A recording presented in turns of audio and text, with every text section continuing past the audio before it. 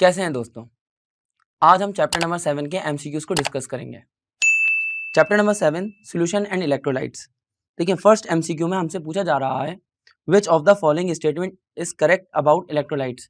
इसमें कौन सी statement electrolytes के बारे में ठीक है? तो सबसे पहले हमसे ऑप्शन ए के अंदर कहा जा रहा है it is a substance which is not decomposed in the molten और solution state by electric current. देखिए, पहली स्टेटमेंट में कहा जा रहा है कि इलेक्ट्रोलाइट्स डू नॉट डिकम्पोज्ड। सबसे पहले आप ये समझ लीजिए कि इलेक्ट्रोलाइट डिकम्पोज हो जाते हैं। यहाँ पे कहा जा रहा है कि इलेक्ट्रोलाइट डिकम्पोज नहीं होते, तो इसका मतलब फर्स्ट स्टेटमेंट ही गलत है।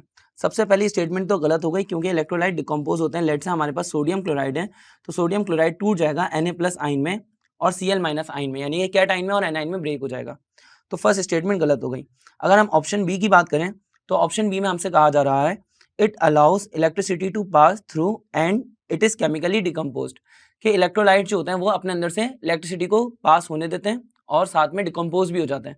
तो देखें, डिकम्पोज होने वाली बात भी बिल्कुल ठीक है और इलेक्ट्रोलाइट्स इलेक्ट्रिसिटी को कंडक्ट भी करवाते हैं, तो इसलिए ये वाला ऑप्शन बिल्कुल ठीक है। तो इसका मतलब हमारा ऑप्शन बी राइट आंसर हो जाएगा। लेकिन फिर भी हम ऑप्शन सी को डिस्कस कर लेते हैं। ऑप्शन सी में कहा जा रहा है it is a substance which does not allow electricity to pass through them, यानी कि एक ऐसा सब्सटेंस होता है इलेक्ट्रोलाइट जो कि इलेक्ट्रिसिटी को पास नहीं होने देता है। तो ये बात गलत हो गई क्योंकि हमें पता है इलेक्ट्रिसिटी कंडक्ट करवाते हैं इलेक्ट्रोलाइट्स। तो ऑप्शन सी भी रॉन्ग हो गया और ऑप्शन डी के अंदर लिखा हुआ है नन ऑफ द अबव, तो इसलिए ऑप्शन डी हमारा रॉन्ग हो जाएगा। हमारा एमसीक्यू नंबर 1 हो गया। अब चलता है एमसीक्यू नंबर 2 पे। तो एमसीक्यू नंबर 2 में हमसे कहा जा रहा है which one is an electrolyte, इसमें कौन सा इलेक्ट्रोलाइट है? ऑप्शन ए के अंदर कहा जा रहा है सिल्वर नाइट्रेट का solution AgNO3 solution, ethanol, ether या शुगर। देखें, अगर हम इथानॉल की बात करें तो इथानॉल एक ऑर्गेनिक सॉल्वेंट है, ईथर भी ऑर्गेनिक है और शुगर यानी कि चीनी ये भी एक ऑर्गेनिक है, ऑर्गेनिक सब्सटेंस है। तो इसीलिए तीनों ऑप्शंस गलत हो जाएंगे क्योंकि कोई भी ऑर्गेनिक सब्सटेंस इलेक्ट्रिसिटी को कंडक्ट नहीं करता। वजह क्या है? वजह यह है कि आमतौर पे जो ऑर्गेनिक सब्सटेंस होते हैं वो नॉन पोलर इन नेचर होते हैं, यानी कि इनके अंदर कोई पोलैरिटी नहीं होती, यानी कि पार्शियल नेगेटिव चार्जेस और पार्शियल पॉजिटिव चार्जेस इनके ऊपर आमतौर पर मौजूद नहीं होते, जिसकी वजह से कोई इलेक्ट्रिसिटी कंडक्ट नहीं होती, इलेक्ट्रिसिटी कोई कंडक्ट नहीं होती। और इसी वजह से हम ये भी कह सकते हैं कि जो ऑर्गेनिक सब्सटेंस होते हैं आमतौर पे नॉन पोलर इन नेचर होते हैं और वो वाटर के अंदर डिसोसिएट भी नहीं होते, यानी कि कैटाइंस में और एनाइंस में भी ब्रेक नहीं होते हैं। इसलिए तीनों ऑप्शंस गलत हो जाएंगे। हाँ, अगर हम सिल्वर नाइट्रेट की बात करें तो सिल्वर नाइट्रेट एक आयोनिक सब्सटेंस है जो कि अपने कैटाइंस में और एनाइंस में ब्रेक हो जाएगा। जैसे कि सिल्वर नाइट्रेट जब टूटेगा तो ये कन्वर्ट हो जाएगा Ag+ आयन में और NO3- आयन में। तो ये हमारे पास कैटाइन और एनाइंस बन जाएंगे जो कि इलेक्ट्रिसिटी को कंडक्ट करेंगे। तो सिल्वर नाइट्रेट यहाँ पर इलेक्ट्रोलाइट होगा। आई hope you get the answer. अब बढ़ते हैं हम एमसीक्यू नंबर 3 पे। तो एमसीक्यू नंबर 3 में हमसे पूछा जा रहा है कि electrolyte in a solution breaks into. Electrolyte एक सोल्यूशन के अंदर किस चीज़ में ब्रेक होता है? तो ये बात हम सबको पता है और बहुत अच्छे से पता है कि इलेक्ट्रोलाइट जब ब्रेक होता है तो वो कैटाइंस में ब्रेक होता है और एनाइंस में ब्रेक होता है। तो हमारा ऑप्शन हो जाएगा ऑप्शन ए गलत हो गया कि सिर्फ कैटाइंस लिखा हुआ, ऑप्शन बी भी गलत हो गया, लेकिन ऑप्शन सी में लिखा हुआ cations and anions, both cation and A9. तो ऑप्शन सी हमारा राइट आंसर होगा। ऑप्शन डी में लिखा हुआ नन ऑफ द अबव, तो ये हमारा रॉन्ग ऑप्शन है। आगे बढ़ते हैं एमसीक्यू नंबर 4 पे। एमसीक्यू नंबर 4 में हमसे कहा जा रहा है the number of moles of solute dissolved पर डेसीमीटर क्यूब इज कॉल्ड। जब नंबर ऑफ मोल्स को डिसॉल्व किया जाए सॉल्यूट के पर डेसीमीटर क्यूब, अब पर डेसीमीटर क्यूब लिखा हो या पर लीटर लिखा हो तो इससे हमें फौरन समझ में आ जाएगा कि हमारा जो सॉल्वेंट है या तो सॉल्वेंट लिक्विड फॉर्म में है या सॉल्वेंट हमारा गैसियस फॉर्म में। दोनों सूरतों में number of moles of solute dissolve पर डेसीमीटर क्यूब ऑफ सॉल्वेंट या पर लीटर ऑफ सॉल्वेंट, दोनों सूरतों में अब ये जो रेशो होगा ये रेशो कहलाएगा मोलैरिटी, यानी कि ऑप्शन बी हमारा राइट आंसर होगा। लेकिन अगर आप ऑप्शन 5 एमसीक्यू नंबर 5 के अंदर देखेंगे तो एमसीक्यू नंबर 5 में सेम सवाल हो रहा है। सेम सवाल के अंदर बोले number of moles of solute dissolved पर केजी आ गया। इसका मतलब कि हमारा जो सॉल्वेंट है वो सॉल्वेंट है सॉलिड स्टेट के अंदर, और हम सबको पता है कि अगर सॉल्वेंट सॉलिड स्टेट के अंदर होगा तो इसका मतलब अब जो फ्रैक्शन हो जाएगा ये पूरा जो रेशो होगा ये मोलैरिटी नहीं होगा बल्कि हो जाएगा मोलैलिटी। तो हमारा ऑप्शन बी राइट आंसर होगा। ऑप्शन ए में लिखा हुआ मोलैरिटी वो रॉन्ग ऑप्शन हो गया। ऑप्शन बी में लिखा हुआ मोलैलिटी ये हमारा सही आंसर हो जाएगा। ऑप्शन सी में नॉर्मेलिटी ये गलत हो जाएगा और option D none of the above, तो वो भी गलत हो गया। एमसीक्यू नंबर 5 के बाद अब हम चलते हैं एमसीक्यू नंबर 6 पर। तो एमसीक्यू नंबर 6 में जैसा कि हमने लास्ट वीडियो में डिस्कस किया था, ओह अभी तक आपने लास्ट वीडियो नहीं देखी है, ऊपर आई के बटन पे जाके क्लिक करें और सबसे पहले चैप्टर 7 की दोनों लास्ट वीडियोस को जाके चेक कर लीजिए, क्योंकि जब आप थ्योरी के लेक्चर्स को कवर अप करके एमसीक्यूज पर आएंगे तो आपको समझने में आसानी रहेगी। आइए बढ़ते हैं एमसीक्यू नंबर 6 पे। एमसीक्यू नंबर 6 पे कहा गया है 1 molar solution of glucose may be prepared by dissolving, के ग्लूकोज का 1 मोलर सोल्यूशन कैसे प्रिपेयर किया जा सकता है, कि हम उसके अंदर ग्लूकोज कितना डिसॉल्व करें, 180 ग्राम डिसॉल्व करें या 180 ग्राम। अच्छा, ऑप्शन ए और ऑप्शन बी दोनों के अंदर लिखा है 180 ग्राम ऑफ ग्लूकोज पर डेसीमीटर क्यूब ऑफ सॉल्वेंट या पर डेसीमीटर क्यूब ऑफ सोल्यूशन। देखें ऑप्शन ए और ऑप्शन बी दोनों में 180 ग्राम लिखा हुआ है, तो इन दोनों को डिस्कस करते हैं। ऑप्शन सी में लिखा हुआ 90 ग्राम और ऑप्शन डी के अंदर लिखा हुआ 120 ग्राम।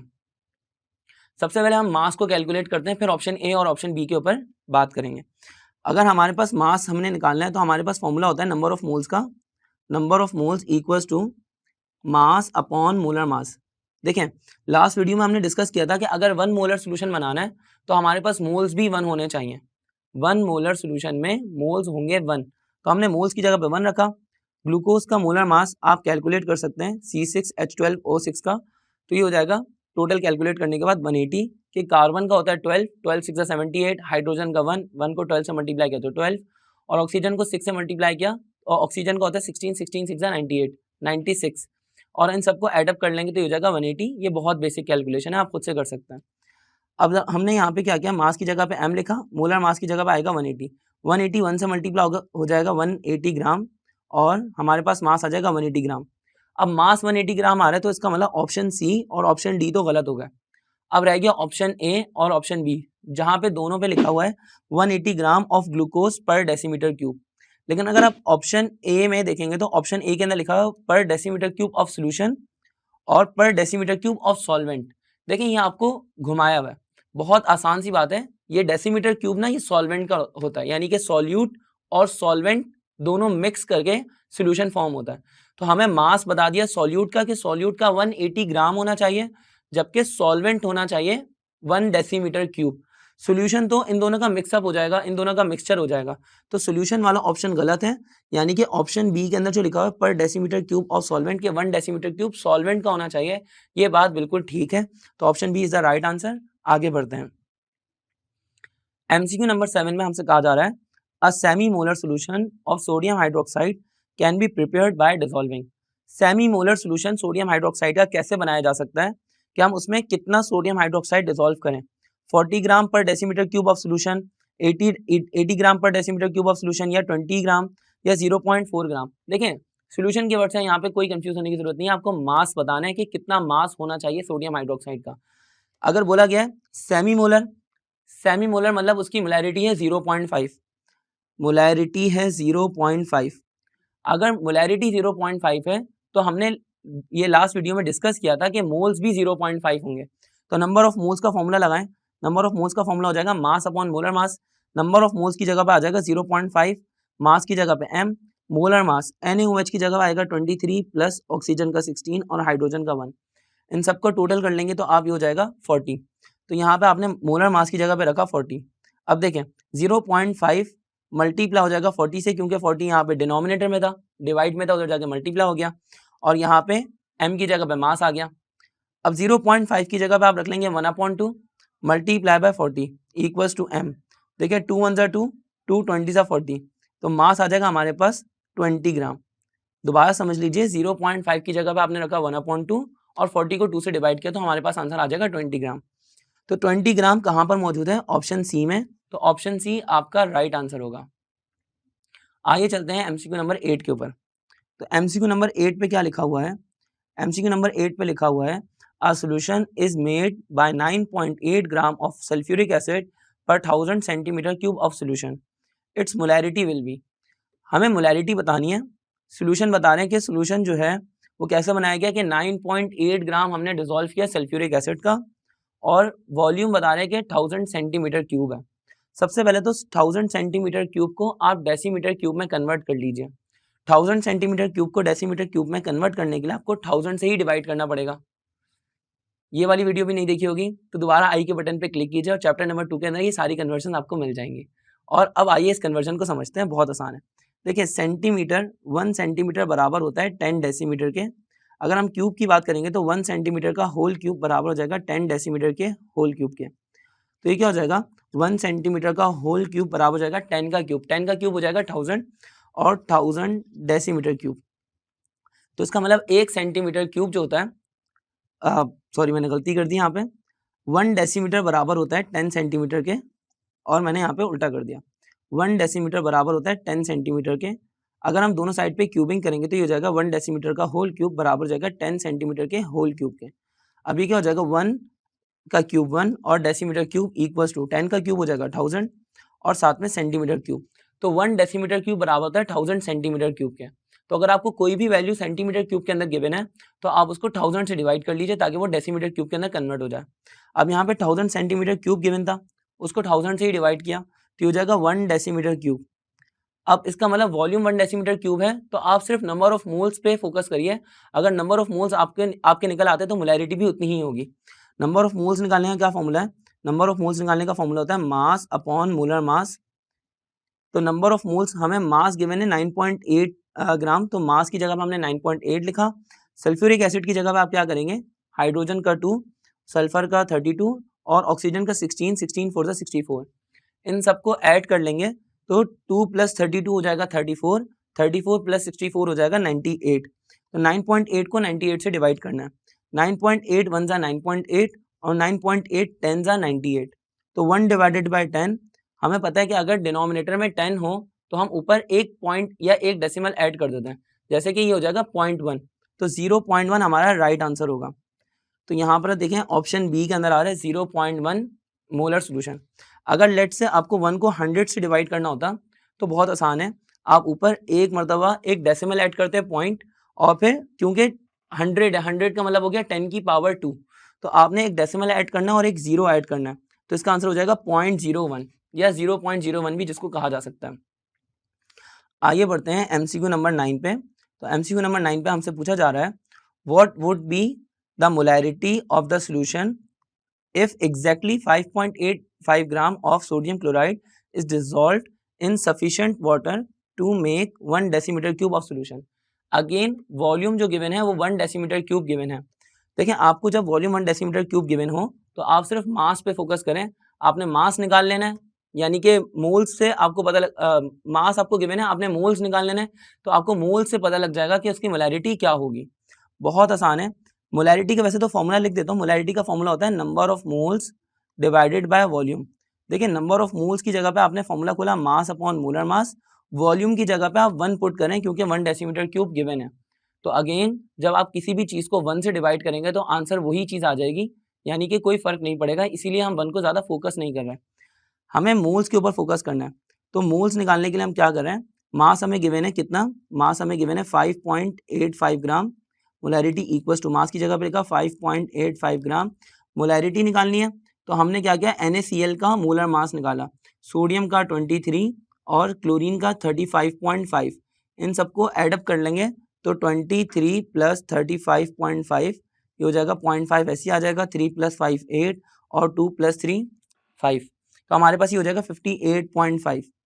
अब देखिए 5.85 को आपने 58.5 से डिवाइड करना है, हमें सबका आंसर पता है 5.85 1 जा 5.85। मुझे मालूम है कि ये आपको मुश्किल लग रहा है तो एक काम करते हैं इसको थोड़ा आसान कर लेते हैं। 5.85 को आप राउंड ऑफ कर लीजिए, 5.85 को आप राउंड ऑफ करके कर लीजिए 6 और 58.5 को भी आप राउंड ऑफ करके 60 कर लीजिए, तो हो जाएगा 6 1 6 और 6 10 60, तो 1 डिवाइड बाय 10 आंसर आ जाएगा 0.1। तो हमारा आंसर हो जाएगा 0.1 मोलर सोल्यूशन। आई होप कि यहाँ तक आपको समझ में आया होगा। आइए चलते हैं एमसीक्यूज नंबर 10 के ऊपर। एमसीक्यू नंबर 10 के ऊपर के अंदर कहा जा रहा है आपसे during electrolysis electrons are, electrolysis के प्रोसेस में इलेक्ट्रॉन्स क्या होते हैं, लॉस्ट होते हैं या लॉस्ट बाय कैटाइंस और गेन बाय एनाइंस होते हैं, या फिर गेन होते हैं या फिर gain by cations and lost by anions होते हैं। देखो सबसे पहले तो रॉन्ग ऑप्शंस को एलिमिनेट करते हैं। ऑप्शन ए के सिर्फ इलेक्ट्रॉन्स लॉस्ट होते हैं, ये तो ऑप्शन गलत हो गया। अगर हम बात करें ऑप्शन बी की, तो ऑप्शन बी के अंदर लिखा हुआ है कि इलेक्ट्रॉन्स आर ओनली गेन्ड, तो इलेक्ट्रॉन सिर्फ गेन भी नहीं होते, तो ये दोनों ऑप्शंस गलत हो गए। अब रह गया ऑप्शन सी और ऑप्शन डी। इन दोनों में हमें चेक करना है कौन सा सही आंसर है। मैं समझ रहा हूँ कि आप यहाँ पर वही गलती करने लगे हैं जो आप पहले भी करते हैं। इलेक्ट्रॉन्स कौन लॉस कर रहे हैं? इलेक्ट्रॉन्स कैटाइंस लॉस कर रहे हैं और इलेक्ट्रॉन्स एनाइंस गेन कर रहे हैं, क्योंकि आपके जहन में यही चल रहा होगा कि सोडियम था, सोडियम ने कैटाइन बनाया, Na+ आयन बनाया और इलेक्ट्रॉन लॉस हुआ, यानी कि सोडियम कैटाइन बना और उसने इलेक्ट्रॉन लॉस किया, तो इसका मतलब कि कैटाइंस इलेक्ट्रॉन लॉस कर रहे हैं। और अगर आप इस तरह सोच रहे हैं कि क्लोरीन जो था उसने इलेक्ट्रॉन को गेन किया और क्लोरीन ने इलेक्ट्रॉन को गेन किया और कन्वर्ट हो गया Cl- आयन में। देखिए आपके जहन में मुझे यकीन है कि यह चल रहा होगा कि कैटाइंस जो होते हैं वो इलेक्ट्रॉन को लॉस कर रहे हैं और एनाइंस जो है वो इलेक्ट्रॉन को गेन कर रहे हैं। हकीकत इससे थोड़े अलग है। बात यह कि आपके दिमाग में जो चीज़ चल रही है ये है आयनाइजेशन का प्रोसेस, और यही फ़र्क है आयनाइजेशन में और इलेक्ट्रोलिसिस में। आयनाइजेशन उस प्रोसेस को कहा जाता है जिसमें आयंस फॉर्म होते हैं, यानी कि सोडियम क्लोराइड जब आयंस में टूट रहा है Na+ आयन में और Cl- आयन में, तो ये प्रोसेस कहलाएगा आयनाइजेशन। तो कैट आयंस के बनते हुए और आयनाइंस के बनते हुए जो प्रोसेस चल रहा है उस प्रोसेस को हम लोग बोल रहे हैं आयनाइजेशन। इसमें कैटाइंस इलेक्ट्रॉन लॉस नहीं कर रहा है, बेसिकली एक कंपाउंड है जो कि कैटाइन बना रहा है और वो कंपाउंड इलेक्ट्रॉन लॉस कर रहा है। वही कंपाउंड टूट के एनाइन बना रहा है और वही कंपाउंड इलेक्ट्रॉन को लेट से गेन कर रहा है। जो भी है वो कैटाइन और एनाइन बना रहा है। लेकिन अभी बात हो रही है इलेक्ट्रोलिसिस की। तो इलेक्ट्रोलिसिस के प्रोसेस में क्या होगा? इलेक्ट्रोलिसिस के प्रोसेस में क्या होगा कि इलेक्ट्रोलिसिस के प्रोसेस में ये कैटाइंस मूव करेंगे कैथोड पे और एनाइंस मूव करेंगे एनोड पे। अब कैटाइंस जब कैथोड पर जाएंगे तो कैथोड पे होती है रिडक्शन, यानी कि कैटाइन इलेक्ट्रॉन को गेन करेंगे और एनाइन इलेक्ट्रॉन को लॉस करेंगे। जैसे कि सोडियम का आयन था, ये कैटाइन है, ये कैथोड पे पहुंचा, कैथोड पे पहुंचने उसको कैथोड पे पहुंच के उसने इलेक्ट्रॉन को गेन किया और कन्वर्ट हो गया सोडियम मेटल में। यह है इलेक्ट्रोलिसिस का process. Similarly chlorine minus ion है और क्लोरीन माइनस आयन पहुंचा एनोड पे और इसने इलेक्ट्रॉन को लॉस किया और ये कन्वर्ट हो गया क्लोरीन के एटम में। या आप इसको ऐसे भी करके लिख सकते हैं, Cl- आयन क्लोरीन के एटम में कन्वर्ट हुआ और साथ में इलेक्ट्रॉन को लॉस किया। तो एनाइन इलेक्ट्रॉन लॉस कर रहे हैं, कैटाइन इलेक्ट्रॉन को गेन कर रहे हैं। मेरा ख्याल है आपको ये डिफरेंस समझ में आया होगा। तो ऑप्शन डी ठीक है और ऑप्शन सी रॉन्ग है। आगे बढ़ते हैं एमसीक्यू नंबर 11 के ऊपर। एमसीक्यू नंबर 11 में हमसे पूछा जा रहा है the process in which water molecules get attach in to the ions of salt is called. वो प्रोसेस जिसमें वाटर मॉलिक्यूल्स आयंस के साथ में अटैच हो जाते हैं, तो वो प्रोसेस क्या कहलाता है? देखिए ऐसा प्रोसेस जिसमें वाटर मॉलिक्यूल्स आयंस के साथ अटैच हो रहे हैं। आयंस के साथ अटैच होने का मतलब ये कि फिजिकली उसके साथ बॉन्ड बना रहे हैं, केमिकली अटैच नहीं है, यानी केमिकली रिएक्ट नहीं कर रहा है। तो ऐसा प्रोसेस जिसके अंदर वाटर मॉलिक्यूल्स फिजिकल बॉन्ड बनाते हैं, तो ऐसे प्रोसेस को कहा जाता है हाइड्रेशन। तो इसका सही आंसर हो जाएगा ऑप्शन बी, हाइड्रेशन। अच्छा, अगर एमसीक्यू नंबर 12 के अंदर जैसे पूछा जा रहा है the chemical decomposition of a compound brought about by an electric current through a solution of N electrolyte is called, कि केमिकल डिकम्पोजिशन एक कंपाउंड की जो कि इलेक्ट्रिक करंट के थ्रू हो रही है by an electrolyte is called, तो ये प्रोसेस क्या कहलाता है? ये प्रोसेस कहलाता है इलेक्ट्रोलिसिस। देखें जहां पे भी इलेक्ट्रिक करंट का तस्करा आ गया, तो इलेक्ट्रिक करंट के तस्करे से आप समझ सकते हैं कि इलेक्ट्रिक करंट की इन्वॉल्वमेंट होती है इलेक्ट्रोलिसिस के प्रोसेस के अंदर।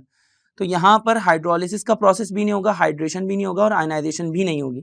आयनाइजेशन क्योंकि इलेक्ट्रिक करंट के ऊपर डिपेंड नहीं करती, तो इसलिए इसका आंसर हो जाएगा हमारे पास ऑप्शन सी, इलेक्ट्रोलिसिस।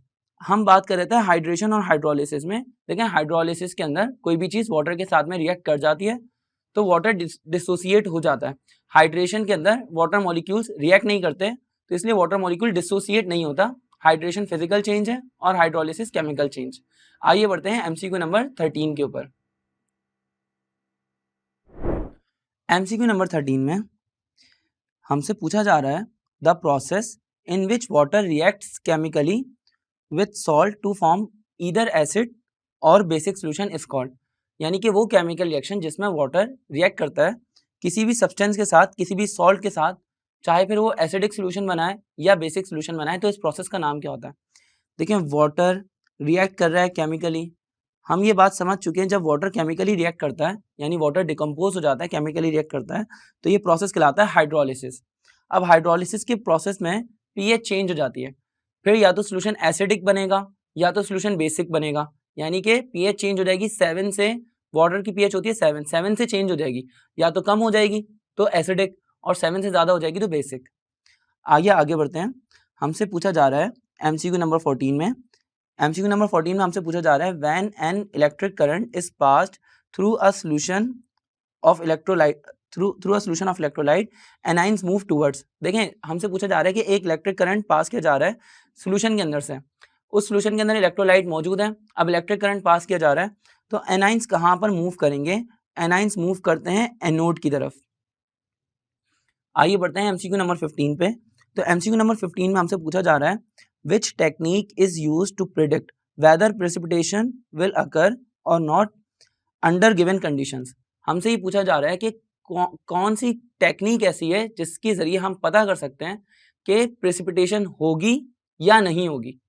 तो वो कौन सी टेक्निक है? वो टेक्निक है सॉल्युबिलिटी प्रोडक्ट और आयनिक प्रोडक्ट की। देखें क्या फ़र्क है सॉल्युबिलिटी प्रोडक्ट मतलब केएसपी और आयनिक प्रोडक्ट के अंदर क्या फ़र्क है, किस तरह से हम पता कर सकते हैं? तो आइए ज़रा इसको समझते हैं। बहुत आसान है। केएसपी यानी कि सॉल्युबिलिटी प्रोडक्ट की वजह से हमें पता लगता है कि कौन सा स्पेरिंगली सॉल्युबल सॉल्ट कितना सॉल्युबल है। अगर केएसपी की वैल्यू ज़्यादा है तो इसका मतलब वो सॉल्ट ज़्यादा डिसॉल्व किया जा सकता है या वो सॉल्ट ज़्यादा सॉल्युबल है। अगर केएसपी की वैल्यू कम है तो इसका मतलब वो सॉल्ट लीस्ट सॉल्युबल है। एक चीज़ होती है आयोनिक प्रोडक्ट। हम क्या करते हैं कि आयोनिक प्रोडक्ट निकालते हैं। केएसपी हर सॉल्ट की फिक्स होती है, ऑलमोस्ट फिक्स होती है अंडर सेम कंडीशंस। अगर कंडीशन सेम है तो केएसपी की वैल्यू सेम रहेगी। तो हम क्या करते हैं आयोनिक प्रोडक्ट निकालते हैं और आयोनिक प्रोडक्ट को केएसपी की वैल्यू से कंपेयर करते हैं। अगर आयोनिक प्रोडक्ट केएसपी की वैल्यू से ज़्यादा होती है, इसका मतलब कि वो सॉल्ट जितना सॉल्युबल हो सकता था आपने उससे ज़्यादा डिसॉल्व करने की कोशिश की है। आयनिक प्रोडक्ट ज़्यादा आ रहा है और उसकी सॉल्युबिलिटी प्रोडक्ट यानी कि केएसपी की वैल्यू कम है, तो इसका मतलब वो सॉल्ट डिसॉल्व होगा ही नहीं। जब वो सॉल्ट डिसॉल्व नहीं होगा तो वो प्रेसिपिटेट बना देगा यानी पीपीटी बन जाएंगे। तो इसका मतलब कि अगर केएसपी की वैल्यू कम है और हमारे पास आयनिक प्रोडक्ट ज़्यादा है, आयनिक प्रोडक्ट ज़्यादा है, केएसपी की वैल्यू कम है, तो पीपीटी फॉर्म होगी। और अगर केएसपी की वैल्यू ज़्यादा है और आयनिक प्रोडक्ट कम है, तो इसका मतलब कि अभी उसकी सॉल्युबिलिटी बहुत ज़्यादा बाकी है और अभी तक आपने उतना सॉल्ट डिसॉल्व नहीं किया। इसका मतलब ज़्यादा सॉल्ट और डिसॉल्व किया जा सकता है। अब यहाँ पे प्रेसिपिटेट फॉर्म नहीं होंगे, पीपीटी नहीं बनेंगे, बल्कि अभी आप जितना सॉल्ट डिसॉल्व करेंगे वो डिसॉल्व हो जाएगा। तो इसका मतलब यहाँ पे मैं लिख सकता हूँ कि एसपी की वैल्यू अगर ज़्यादा है और आयनिक प्रोडक्ट हमारे पास कम है तो यहाँ पर पीपीटी विल नॉट फॉर्म। तो ये वो टेक्निक है जिससे हम पता करते हैं कि हमारे पास प्रेसिपिटेशन फॉर्म होगा, प्रेसिपिटेशंस फॉर्म होंगे या नहीं होंगे। आइए बढ़ते हैं एमसीक्यू नंबर 16 के ऊपर। एमसीक्यू नंबर 16 में हमसे कहा जा रहा है द इक्वेशन ऑफ NaCl जो कि आगे जाके टूट रहा है Na प्लस आइन में और Cl माइनस आइन में, ये रिप्रेजेंट करे किस चीज़ को? मॉडर्न थ्योरी ऑफ आयनाइजेशन को, आर्हीनियस थ्योरी ऑफ आयनाइजेशन को, या फेराडेज लॉ ऑफ इलेक्ट्रोलिसिस को, या नन ऑफ द अबव। तो पहले तो रॉन्ग ऑप्शंस को एलिमिनेट करते हैं। ये कंपाउंड NaCl टूट रहा है Na प्लस में और Cl माइनस आइन में, ये कंप्लीटली आयनाइजेशन का प्रोसेस है। तो ये इलेक्ट्रोलिसिस का प्रोसेस नहीं है। ऑप्शन सी गलत हो गया, ऑप्शन डी भी गलत हो गया क्योंकि नन ऑफ द अबव वाला ऑप्शन भी यहाँ पे ठीक नहीं होगा। वजह क्या है कि ऑप्शन ए या ऑप्शन बी में दोनों जगह पे आयनाइजेशन का तस्करा है, इन दोनों में से कोई एक चीज़ ही ठीक होगी। तो NaCl आगे जाके कन्वर्ट हो रहा है सोडियम के आयन में और क्लोरीन के आयन्स में, कैटाइंस और एनाइंस बराबर हैं और एक आयनाइजेशन का प्रोसेस यहाँ पे आयनाइजेशन का प्रोसेस यहाँ पे हो रहा है और आयनाइजेशन की थ्योरी पेश करी थी आर्हीनियस ने। तो ये सही आंसर हो जाएगा Arrhenius theory of ionisation, option B. तो I hope you get the answer. आइए बढ़ते हैं एमसीक्यू नंबर 17 के ऊपर। तो एमसीक्यू नंबर 17 में हमसे क्या कहा जा रहा है? PH of a solution is mathematically expressed as. PH निकालने का क्या फॉर्मूला होता है? पीएच निकालने का फॉर्मूला होता है minus log concentration of H plus आइन। तो सबसे पहले आप देखें ऑप्शन डी जो है वो इधर लिखा हुआ है 2H प्लस आइन, तो इसलिए ये ऑप्शन गलत हो जाएगा। ऑप्शन सी के अंदर हमारे पास P H equal to 1 upon H plus ion लिखा हुआ है, तो ये भी गलत हो गया। यहाँ पे लॉग का भी कोई तस्करा नहीं है। और अगर हम बात करें P H equal to H plus ions की कॉन्सेंट्रेशन ऑप्शन बी में लिखा हुआ है, ये भी गलत हो जाएगा। तो सही आंसर हो जाएगा ऑप्शन ए, जहाँ पर साफ साफ लिखा है P H equal to minus log concentration of H plus ion. आइए बढ़ते हैं एमसीक्यू नंबर 8 पे। एमसीक्यू नंबर 8 पे कहा जा रहा है pH of a solution is less than 7। अगर किसी सब्सटेंस की पीएच या किसी भी सॉल्यूशन की पीएच 7 से कम है तो वो सॉल्यूशन कौन सा होगा? देखिए अगर पीएच 7 से कम होती है तो सॉल्यूशन हो जाता है एसिडिक। अगर pH एग्जैक्टली 7 होती है तो सोल्यूशन होता है न्यूट्रल, और अगर हमारे पास pH होती है 7 से ज़्यादा तो सोल्यूशन हो जाता है बेसिक। तो यहाँ पर सही आंसर हो जाएगा कि अगर 7 से कम है pH तो सही आंसर हो जाएगा acidic. Option C is the right answer. आगे बढ़ते हैं एमसीक्यू नंबर 19 पे। एमसीक्यू नंबर 19 पे हमसे क्या कहा जा रहा है, solution which tends to maintain their pH when small quantity of acid or base is added is termed as। वो सोल्यूशन जो कि अपनी pH को मेंटेन करते हैं, अगर उसके अंदर कोई स्मॉल अमाउंट ऑफ एसिड या बेस ऐड किया जाए तो उससे उनकी pH को कोई फर्क नहीं पड़ता, तो वो सोल्यूशंस कौन से होते हैं, ऐसे सोल्यूशंस को कहा जाता है बफर सोल्यूशन। तो हमारा आंसर हो जाएगा ऑप्शन सी। बफर की बहुत सारी एप्लीकेशंस है हमारी फूड इंडस्ट्री में, मेडिसिन इंडस्ट्रीज में या पॉलिश इंडस्ट्रीज में, इस तरह की बहुत सारी एग्जांपल्स हैं। ये एक ऐसे सॉल्यूशंस होते हैं कि अगर एटमॉस्फेयर की वजह से या थोड़ा बहुत एसिड या बेस ऐड करने की वजह से कोई इसके अंदर प्रॉब्लम्स क्रिएट हो रही है, तो बफर्स अपने आप को इस तरह से रिवर्स करते हैं, उस डायरेक्शन में लेके जाते हैं ली चैटलियर्स प्रिंसिपल को फॉलो करते हुए कि पीएच चेंज नहीं होती। जब पीएच चेंज नहीं होती तो ओवरऑल उसका इम्पैक्ट नहीं होता उस सोल्यूशन के ऊपर, और वो सोल्यूशन जो होता है अपनी क्वालिटीज को बरकरार रखता है। तो आगे बढ़ते हैं एमसीक्यू नंबर 20 पे।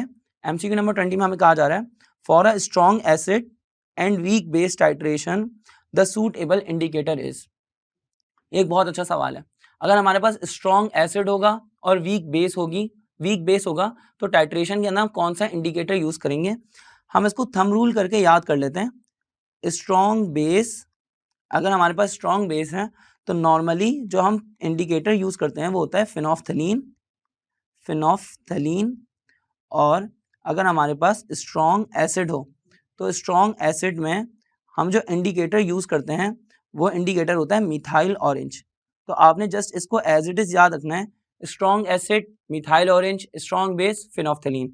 तो हमारा यहाँ पे सही आंसर हो जाएगा स्ट्रॉन्ग एसिड। तो स्ट्रॉन्ग एसिड के लिए हम लोग ऑप्शन बी यानी मिथाइल ऑरेंज वाला इंडिकेटर यूज करेंगे। एमडी कैट के अंदर आपको इसका रीजन नहीं लिखना है, ना ही आपसे इसकी रीजनिंग पूछी जा रही है।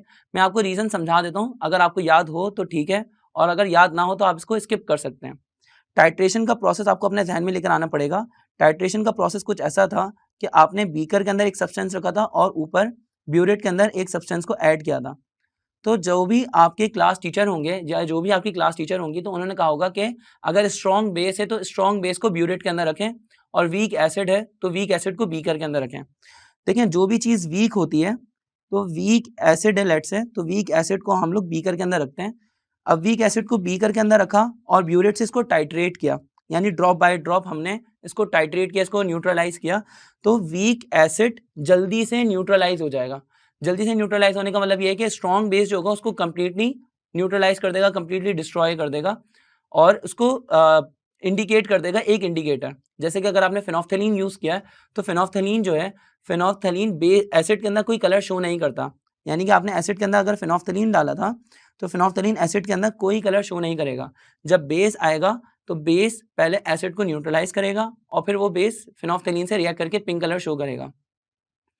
अब मसला उस वक्त होता है जब हम स्ट्रॉन्ग एसिड यूज करें और वीक बेस यूज करें, तो होगा क्या, आप इस सिनेरियो को समझेगा। हमने बेस लिया और बेस जो है वो वीक है, जो हमारे ब्यूरेट के अंदर स्ट्रॉन्ग एसिड मौजूद है। अगर आपने इस वीक बेस में फिनोफ्थलीन डाल दिया तो फिनोफ्थलीन बेस के साथ में पहले ही रिएक्ट कर लेगा, और पहले ही रिएक्ट करने के बाद पिंक कलर शो कर देगा। अभी तो टाइट्रेशन हुई ही नहीं थी, यानी कि एसिड ने बेस को कंप्लीटली न्यूट्रलाइज किया ही नहीं था, बल्कि इनफैक्ट अभी तो एसिड आया भी नहीं है, और एसिड आया नहीं है, बेस ने फौरन से फिनोफ्थलीन के साथ रिएक्ट करके पिंक कलर शो कर दिया, तो फिनोफ्थलीन यहाँ पर सूटेबल इंडिकेटर नहीं रहेगा। तो अब आपको करना क्या पड़ेगा, आपको यहाँ पे मिथाइल ऑरेंज यूज करना पड़ेगा। मिथाइल ऑरेंज पहले बेस के साथ में रिएक्ट करेगा और बेस के साथ में रिएक्ट करके एक येलोइश सा कंपाउंड बना देगा येलो कलर का। फिर उसके बाद ऊपर से ब्यूरेट से एसिड आएगा और ड्रॉप बाय ड्रॉप उसको न्यूट्रलाइज करेगा। जब न्यूट्रलाइज करेगा तो वो येलो कलर एसिड के साथ में रिएक्ट करने के बाद आहिस्ता आहिस्ता ऑरेंज कलर में या थोड़ा पिंकिश ऑरेंज कलर के अंदर कन्वर्ट हो जाएगा, जिससे टाइट्रेशन का एंड पॉइंट पता लग जाएगा। इसीलिए मिथाइल ऑरेंज स्ट्रॉन्ग एसिड के साथ में ज्यादा सूटेबल होता है और फिनोफ्थलीन स्ट्रॉन्ग बेस के साथ में ज्यादा सूटेबल होता है। मेरा ख्याल है कि आपको ये वाली बात समझ आ गई होगी। आगे बढ़ते हैं एमसीक्यू नंबर 21 पे। एमसीक्यू नंबर 21 पे कहा जा रहा है ऑक्सीडेशन इन्वॉल्व्स।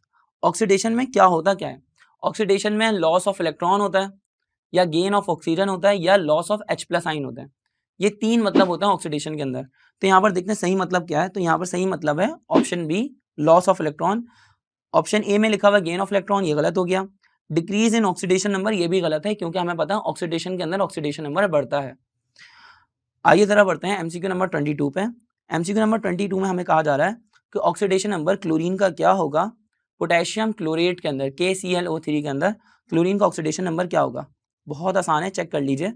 पोटेशियम का ऑक्सीडेशन नंबर हो गया +1, ऑक्सीजन का ऑक्सीडेशन नंबर हो गया -2, -2 को 3 से मल्टीप्लाई कर लेंगे तो -6।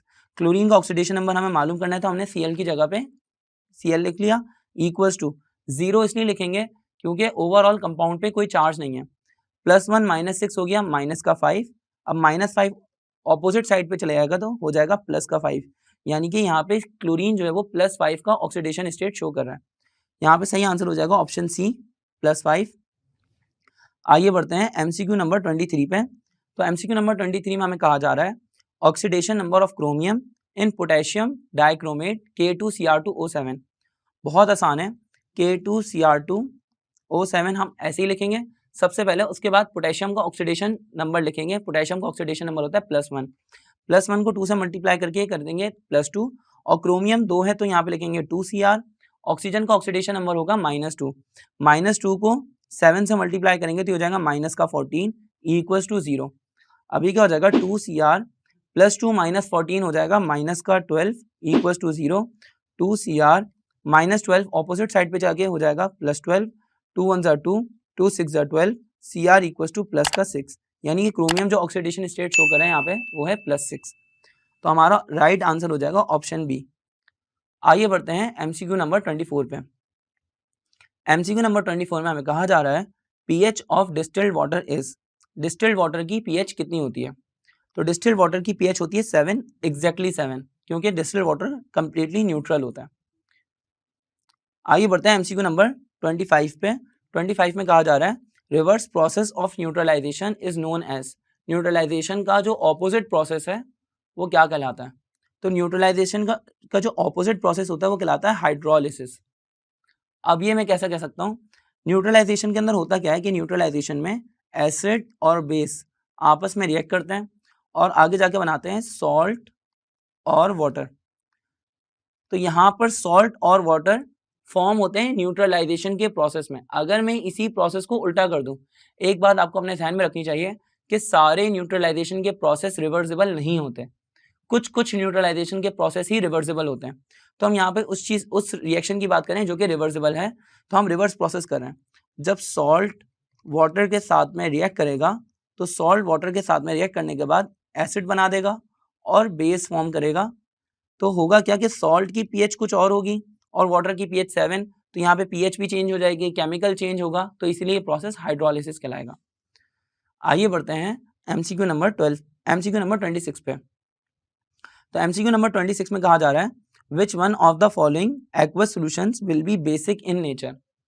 ये एक बहुत ही फ्रीक्वेंटली आस्क्ड क्वेश्चन है जो बहुत ज़्यादा पूछा जाता है एमटीकैट के अंदर, कि आपको 4 कंपाउंड्स देते हैं और चारों कंपाउंड्स देने के बाद आपसे पूछते हैं कि इसमें कौन सा सॉल्ट हमारे पास बेसिक नेचर रखता है। तो ज़रा देखें, सबसे पहले रॉन्ग ऑप्शंस को एलिमिनेट कर लें, जैसे कि NaCl। NaCl हमें पता है एक न्यूट्रल सॉल्ट है, NaCl की pH 7 होती है, तो इसीलिए ये तो बिल्कुल ही रॉन्ग ऑप्शन हो गया। अब रह गया ऑप्शन बी, सी और डी। तो आप तीनों को रिएक्ट करवा दें वाटर के साथ में। जब आप वाटर के साथ में रिएक्ट करवाएंगे तो आपके पास एसिड फॉर्म होगा, कभी बेस फॉर्म होगा। तो आप जरा चेक कर लेगा कहाँ पे स्ट्रॉन्ग एसिड या कहाँ पे स्ट्रॉन्ग बेस फॉर्म हो रहा है। जो कंपाउंड स्ट्रॉन्ग बेस फॉर्म कर रहा है इसका मतलब वो कंपाउंड बेसिक इन नेचर है, और जो कंपाउंड स्ट्रॉन्ग एसिड फॉर्म कर रहा है इसका मतलब वो compound strongly acidic in nature है। तो आइए जरा देखते हैं, सोडियम कार्बोनेट को हमने वाटर के साथ में रिएक्ट करवाना है, FeCl3 को वाटर के साथ में रिएक्ट करवाना है, और अमोनियम क्लोराइड को वाटर के साथ में रिएक्ट करवाना है। तो देखिए, जब अमोनियम क्लोराइड वाटर के साथ में रिएक्ट करेगा तो हाइड्रोजन और क्लोरीन आपस में रिएक्ट करके बना लेंगे HCl प्लस, NH4OH के साथ में रिएक्ट करके बना लेगा अमोनियम हाइड्रोक्साइड। अब देखें, HCl स्ट्रॉन्ग एसिड है और अमोनियम हाइड्रोक्साइड एक वीक बेस है। तो इसका मतलब जो अमोनियम क्लोराइड है ये एसिडिक इन नेचर था, तो इसने एक स्ट्रॉन्ग एसिड फॉर्म किया है, तो ये हमारा सही आंसर नहीं होगा। अब बात करते हैं FeCl3 पे। FeCl3 की, तो FeCl3 के अंदर क्या होगा, जब आपने उसको वाटर के साथ में रिएक्ट करवाया तो देखें 3H और 3 क्लोरीन आपस में रिएक्ट करके 3HCl फॉर्म कर लेंगे प्लस FeOH3 यानी कि फेरिक हाइड्रोक्साइड यहाँ पे फॉर्म हो जाएगा। अगेन हमें ये बात पता है कि फेरिक हाइड्रोक्साइड एक वीक बेस है और जो HCl है ये एक स्ट्रॉन्ग एसिड है। अब HCl स्ट्रॉन्ग एसिड है, इसका मतलब कि जो फेरिक क्लोराइड है वो स्ट्रॉन्गली एसिडिक इन नेचर था, इसी वजह से उसने एक एसिड प्रोड्यूस किया जो कि स्ट्रॉन्ग इन नेचर है। तो हमारा ऑप्शन सी भी गलत हो जाएगा। ऑप्शन ए ऑलरेडी गलत है, तो इसका मतलब हमारा सही आंसर होगा ऑप्शन बी। इसलिए इसको फिर भी चेक कर लेते हैं। अगर हमने इसको लेट से 2HOH के साथ यानी 2 वाटर मॉलिक्यूल्स के साथ में रिएक्ट करवाया तो हमारे पास आगे जाके बनेगा sodium hydroxide 2NaOH plus 2 hydrogen CO3 के साथ में रिएक्ट कर लेंगे और बना लेंगे H2CO3। अब ये H2CO3 कहलाता है कार्बोनिक एसिड। कार्बोनिक एसिड वो एसिड है जो कि कोल्ड ड्रिंक्स के अंदर होता है और ये बहुत वीक एसिड है, जबकि सोडियम हाइड्रोक्साइड एक बहुत स्ट्रॉन्ग बेस है। तो इसका मतलब ये हुआ कि सोडियम कार्बोनेट ये स्ट्रॉन्गली बेसिक इन नेचर था, इसी वजह से उसने एक बेसिक कंपाउंड यानी बेस फॉर्म कर दिया है। तो हमारा सही आंसर ऑप्शन बी है। आई hope you get the answer. आइए बढ़ते हैं MCQ नंबर 27 पे। MCQ नंबर 27 में हमें कहा जा रहा है the pH of a solution is 8। एक सोल्यूशन है जिसकी pH है 8, तो उसकी pH क्या होगी? बहुत आसान है, हमें टोटल पता है कि pH प्लस POH का टोटल होता है 14, यानी इसका सम होता है 14। तो देखिए pH है 8, POH कितनी होगी? 14 में से 8 को माइनस कर दें तो हमारे पास आंसर आ जाएगा 6, तो POH हो जाएगी 6। Option A is the right answer. अब बढ़ते हैं MCQ नंबर 8 पे। MCQ नंबर 8 पे कहा जा रहा है phenolphthalein is not a suitable indicator in the titration between. Phenolphthalein कब सूटेबल इंडिकेटर नहीं होता? फेनोफ्थलीन कब सूटेबल इंडिकेटर नहीं होता, ये अभी हमने ऊपर इसी वीडियो के अंदर डिस्कस किया है कि फेनोफ्थलीन उस वक्त सूटेबल होता है जब स्ट्रॉन्ग बेस हो। अगर स्ट्रॉन्ग एसिड होगा तो फेनोफ्थलीन सूटेबल इंडिकेटर नहीं रहेगा। तो स्ट्रॉन्ग एसिड चेक कर लें, स्ट्रॉन्ग एसिड कहाँ पर है। देखिए एसिडिक एसिड जो है पहले ऑप्शन के अंदर ये एक वीक एसिड है, यहाँ पर फेनोफ्थलीन चल जाएगा। हमने बताना है कि कहाँ सूटेबल नहीं है, इसलिए ऑप्शन ए गलत हो गया। अगर हम बात करें HCl और सल्फ्यूरिक एसिड, इन दोनों के अंदर हम बात करेंगे, दोनों स्ट्रॉन्ग एसिड हैं। जबकि अगर हम बात करें ऑप्शन डी के अंदर लिखा हुआ है H2C2O4, ये ऑक्सैलिक एसिड का फॉर्मूला है और ऑक्सैलिक एसिड के अंदर ऑक्सैलिक एसिड एक वीक एसिड है, तो इसलिए यहाँ पर भी फेनोफ्थलीन चल जाएगा, इसलिए ऑप्शन डी भी गलत है। अब बात करते हैं ऑप्शन बी और ऑप्शन सी में कौन सा ऑप्शन ठीक है। तो देखिए ऑप्शन बी के अंदर क्या कहना है, ऑप्शन बी के अंदर सल्फ्यूरिक एसिड है जो कि स्ट्रॉन्ग इन नेचर है, लेकिन साथ में पोटेशियम हाइड्रोक्साइड भी है। पोटेशियम हाइड्रोक्साइड भी स्ट्रॉन्ग बेस है इन नेचर, यानी कि एक स्ट्रॉन्ग बेस और strong acid.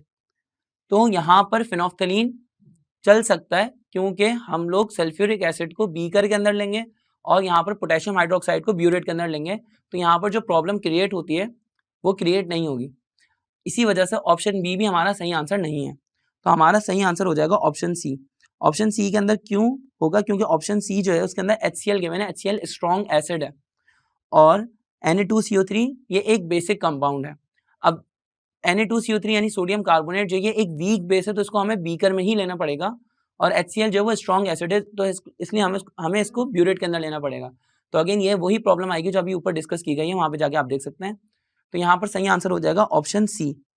I hope you get the answer. अब बात करते हैं MCQ नंबर 29 पे। तो MCQ नंबर 29 में हमें कहा जा रहा है when phenolphthalein indicator is added in acid solution the solution remains। जब फेनोफ्थलीन को एसिड के अंदर डाला जाता है तो सोल्यूशन कैसा रहता है? तो देखिए फेनोफ्थलीन को जब एसिड के अंदर डाला जाए तो एसिड के अंदर फेनोफ्थलीन का कोई कलर नहीं आता, तो सही आंसर हो जाएगा कलरलेस। MCQ नंबर 30 पर आते हैं। MCQ नंबर 30 में कहा जा रहा है सोडियम कार्बोनेट को जब वाटर के साथ में रिएक्ट करवाया जाए तो आगे जाके फॉर्म हो रहा है सोडियम हाइड्रोक्साइड और कार्बोनिक एसिड। ये रिएक्शन कौन सा है? देखिए सोडियम कार्बोनेट ने वाटर के साथ में रिएक्ट कर लिया, केमिकल रिएक्शन। अगेन जब केमिकल रिएक्शन होगा तो प्रोसेस हो जाएगा हाइड्रोलिसिस। आइए आगे बढ़ते हैं MCQ नंबर 31 पे। तो MCQ नंबर 31 पे कहा जा रहा है कि कॉपर सल्फेट को 5 वाटर मॉलिक्यूल्स के साथ में रिएक्ट करवाया, लेकिन यहाँ पर कॉपर सल्फेट ने 5 वाटर मॉलिक्यूल्स के साथ में रिएक्ट नहीं किया, बल्कि CuSO4.5H2 बना, यानी कि वाटर मॉलिक्यूल्स उस कॉपर सल्फेट के साथ में सराउंडिंग में आ गए। तो ये प्रोसेस ऐसा है जिसमें वाटर के साथ में फिजिकल रिएक्शन हो रहा है, तो ये प्रोसेस कहलाएगा हाइड्रेशन। आइए बढ़ते हैं एमसीक्यू नंबर 32 पे एमसीक्यू नंबर 32 के अंदर कहा जा रहा है 40 ग्राम ऑफ सोडियम हाइड्रोक्साइड को डिसॉल्व किया गया है 250 सेंटीमीटर क्यूब ऑफ सोल्यूशन में, तो उसकी मोलैरिटी क्या होगी। यहाँ पे सब जगह पे एम लिखा हुआ नजर आ रहा है, कैपिटल एम, तो हमसे मोलैरिटी पूछी जा रही है। अगेन एक चीज अगर आपको ना पता हो तो आप ये चीज समझ लीजिए, कैपिटल एम मतलब मोलैरिटी, और अगर स्मॉल एम लिखा हुआ है तो स्मॉल एम से मुराद होता है मोलैलिटी। ये डिफरेंस अपने ध्यान में रख लीजिएगा। अगर हमसे मोलैरिटी पूछी जा रही है तो मोलैरिटी का फॉर्मूला होता है नंबर ऑफ मोल्स, ऊपर रखेंगे न्यूमिनेटर में और डिनोमिनेटर में रखेंगे वॉल्यूम, वो भी डेसीमीटर क्यूब में। तो देखिए डेसीमीटर क्यूब में कन्वर्ट करने के लिए आपको इसको 1000 से डिवाइड करना है। अब 250 वन 250 और 250 को 1000 से डिवाइड करेंगे तो ये हो जाएगा 1/4। आपने 1/4 को 0.25 में कन्वर्ट नहीं करना। क्यों नहीं कन्वर्ट करना, इसकी वजह आपको थोड़ी देर में समझ में आ जाएगी।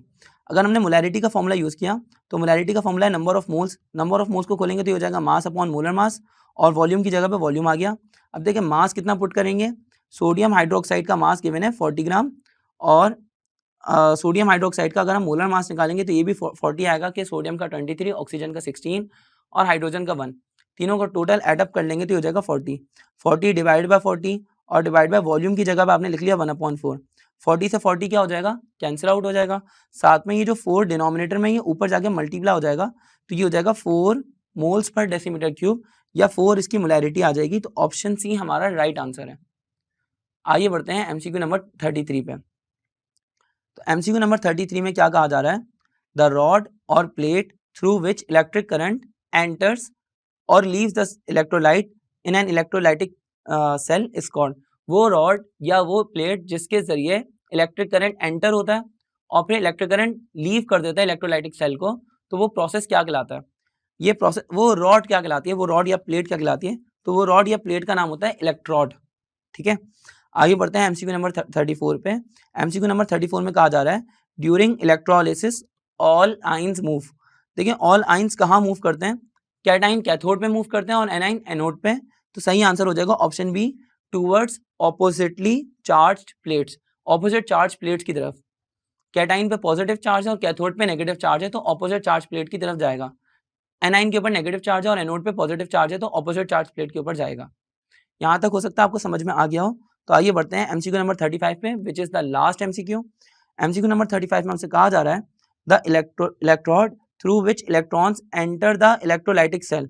वो इलेक्ट्रोड जिसके जरिए इलेक्ट्रॉन्स एंटर होते हैं इलेक्ट्रोलाइटिक सोल्यूशन में, वो इलेक्ट्रोड कौन सा होता है। तो देखिए cathode is the right answer, क्योंकि कैथोड से इलेक्ट्रॉन एंटर होते हैं और एनोड से लीव कर देते हैं सिस्टम को। यहाँ पर चैप्टर नंबर 7 के एमसीक्यूज एंड होते हैं। चैप्टर 7 के 35 एमसीक्यूज कर लेना काफ़ी नहीं है। अगर आप ईकैट या एमडीकैट की तैयारी को और अच्छा करना चाहते हैं तो हमारा ईकैट या एमडीकैट का मकसद ऐप की तरफ से बनाया हुआ क्रैश कोर्स आप बाय कर सकते हैं, डिस्क्रिप्शन में लिंक मौजूद है। तो जाइए अभी बाय कीजिए और अपनी तैयारी पक्की कीजिए।